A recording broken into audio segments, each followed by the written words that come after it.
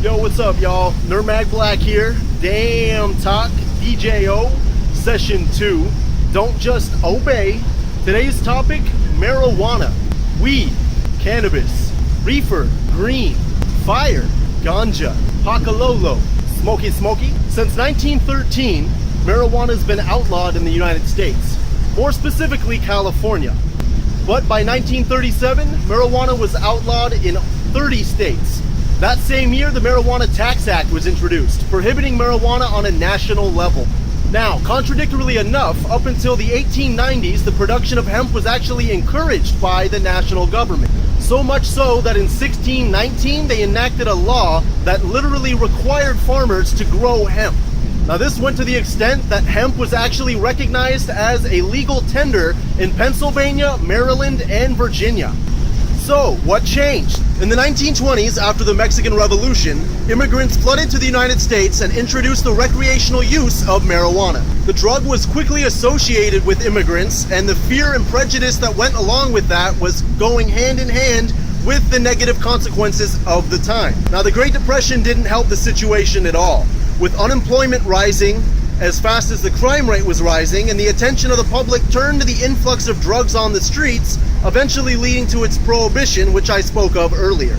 Now, fast forwarding to Bush's 1989 war on drugs, marijuana has regained its spot in the national light.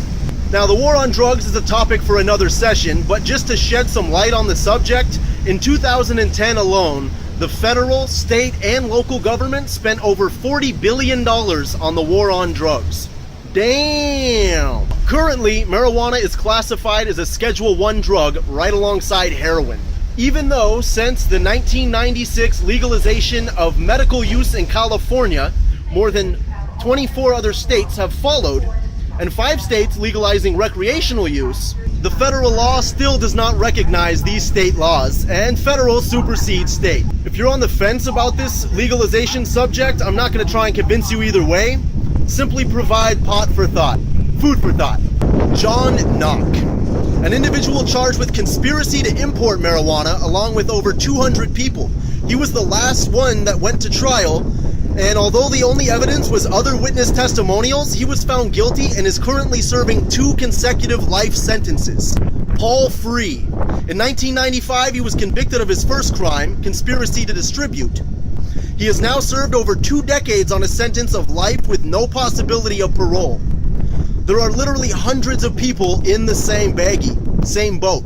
Sure, a lot has changed as of lately, but we have a long way to go. Right now, your boy here is currently on his way to Idaho, a state that is yet to legalize marijuana. In an altercation with the state police, I was charged with possession of marijuana under 40 grams. In actuality, I had 2 joints totaling less than 1 gram that I had bought legally in the state that neighbors Idaho. The state next door, by the way, has generated over $200 million from the taxation on over $1 billion worth of sales since its legalization.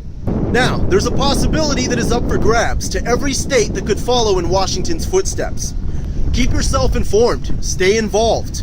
This November, there are another 10 states that have legalization on their ballots. Nermak Black, DaamnTalk DJO, Session 2, session out.